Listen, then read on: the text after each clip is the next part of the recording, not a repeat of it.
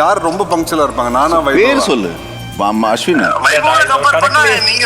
வைபவோட compare பண்ணா நான் தான் இல்ல சார். ஆமா கண்டிப்பா. ஓகே. ஆமா, அதுக்கு என்னப்போ? அப்படி நடிச்சதால வீட்ல சீதா அக்கா, நந்திதா எல்லாருமே நம்மள உண்மையான புருஷன் பொண்டாட்டிய நினைக்க ஆரம்பிச்சிட்டாங்க. நினைக்கட்டும் மதி, அதனால என்ன இப்போ? என்ன அது அப்படி சொல்ற? நம்ம 2 பேரும் ஆக்சிடென்டலா கல்யாணம் பண்ணிக்கிட்டாலும் நான் உன்னோட ஃப்ரெண்டா தான் இந்த வீட்ல இருக்கேன். ஆனா இன்னைக்கு நீ எனக்காக உங்க அம்மாவை எதிர்த்து பேசுனியே, அத பார்த்து நானே ஆச்சரியப்பட்டு போயிட்டேன். நீ சீரியஸா அப்படி பேசுனியா இல்ல அது வெறும் நடிப்பான்னு எனக்கு சந்தேகம் வந்துருச்சு. அத கிளியர் பண்ணிக்கதான் 2 விரல உன்னை தொட சொன்னேன். ஆனா நீயும் நான் நினைச்ச விரல தொட்டு அது நடிப்பு தானே ப்ரூவ் பண்ணிட்ட. இல்ல மதி, நான் இன்னைக்கு சீரியஸா தான் எங்க அம்மாவை எதிர்த்து பேசினேன். அப்படின்னா ஆதி மனசளவுல நான் தான் அவனோட வைஃப்னு ஃபீல் பண்ண ஆரம்பிச்சிட்டானா? மகள் நீ மறக்க ஆரம்பிச்சிட்டானா? என்ன ஆதி சொல்ற? அப்படின்னா இன்னைக்கு நீ நடந்துகிட்டது நடிப்பு இல்லையா? இல்ல மதி, நான் படிச்சு டாக்டர் ஆனது ஸ்வேதாவோட அப்பா பணத்திலன்னு சொன்னாங்க. அதை நான் தனியா இருக்கும்போது சொல்லியிருந்தா கூட அமைதியா இருந்திருப்பேன். அதை முன்னால சொல்றப்ப எனக்கு கோபம் வந்துருச்சு. எங்க அம்மா இந்த அளவுக்கு பேசுவாங்கன்னு நான் கொஞ்சம் கூட எதிர்பார்க்கல மதி. ஸ்வேதாவால எங்க அம்மா ரொம்ப தான் மாறிட்டாங்க. என்னை பொறுத்த வரைக்கும் நான் எந்த தப்பும் பண்ணல. நான் என்னைக்குமே ஸ்வேதாவை கல்யாணம் பண்ணிக்கணும்னு ஆசைப்படல. அப்படி இருக்கும்போது எதுக்காக என் அம்மா என் மேல கோவப்படுறாங்க? அவங்க என்ன ரொம்ப அவமானப்படுத்திட்டாங்க.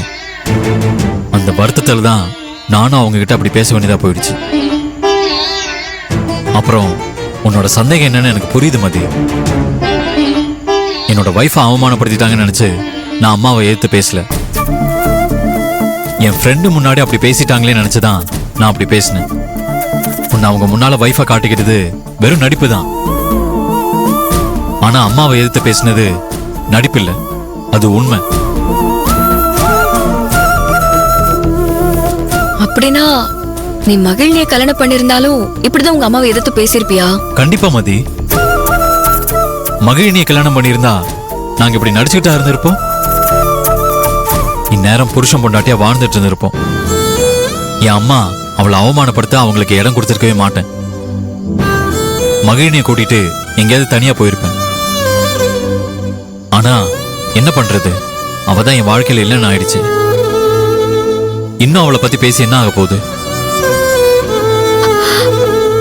அப்படின்னா உன் மனசுல இன்னும் மகிழ்ச்சி மேல லவ் இருக்கு இல்லையா?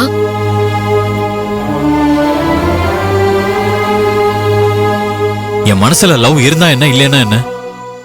அவதான் என்ன வெறுக்கிறாள். இப்ப எதுக்கு மதி அவளை பத்தி என்கிட்ட பேசிட்டு இருக்க? அவளை பத்தி பேசினா எனக்கு கோவம் தான் வருது. இனிமே எங்களுக்குள்ள நடந்ததை பத்தி பேச வேண்டாம், அவ்வளவுதான் சொல்லுவேன். ஆதி,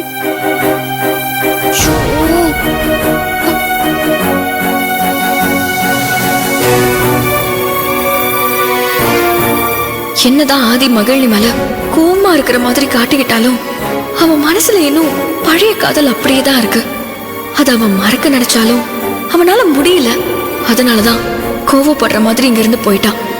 கூடி சீக்கிரம் ஆதியோட நிலைமை என்னன்னு மகிழ்ச்சி கிட்ட எடுத்து சொல்லணும். அவங்க 2 பேரையும் சேர்த்து வச்சுட்டு நான் இந்த வாழ்க்கையை விட்டு விலகணும்.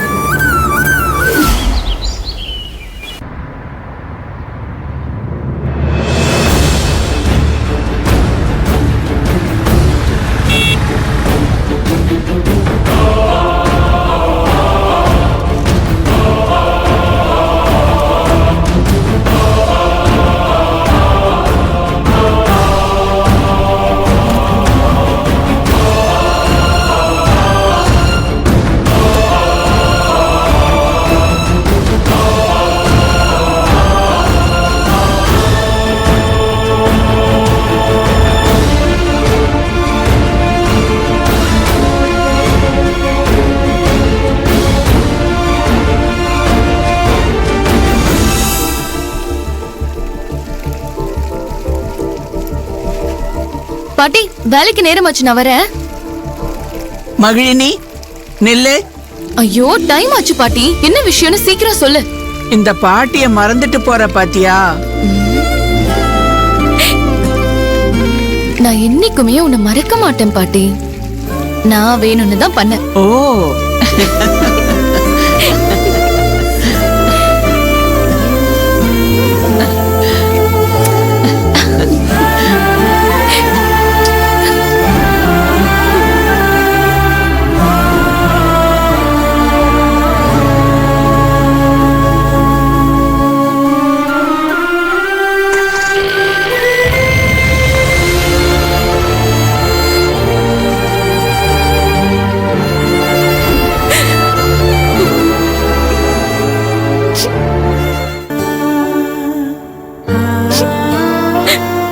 அழாத மகிழினி.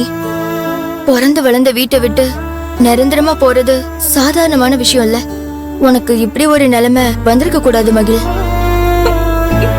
வேற வழியே இல்ல. நீ உன் மனசை தேத்திக்கிட்டு தான் ஆகணும்.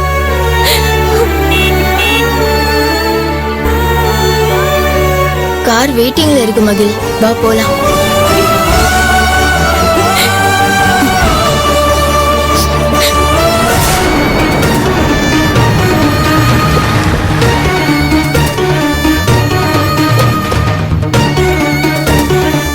என்னம்மா, வீட்ல இருக்கிற திங்ஸ் எல்லாம் எடுத்துட்டீங்களா?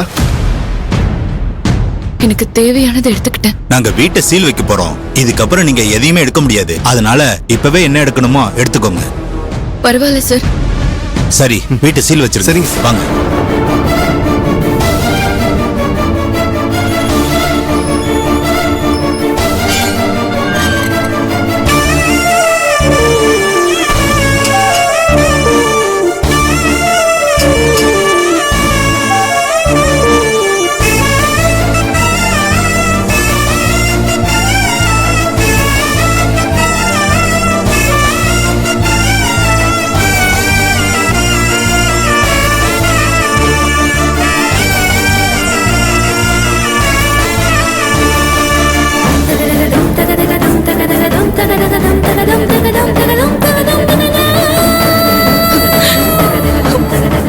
இந்தாங்க.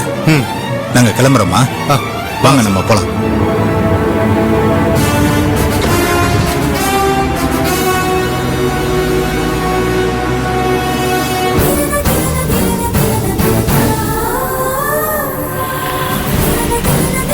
மேடம், எவ்வளவு நேரம் வெயிட் பண்றது? டைம் ஆகுது, கொஞ்சம் சீக்கிரம் வாங்க. ஒரு நிமிஷம் வெயிட் பண்ணுங்கண்ணா. பாத்தியா மகிழினி, இங்க யாருக்கு என்ன பிரச்சனைனாலும் இங்க யாரும் கவலைப்பட போறதில்ல.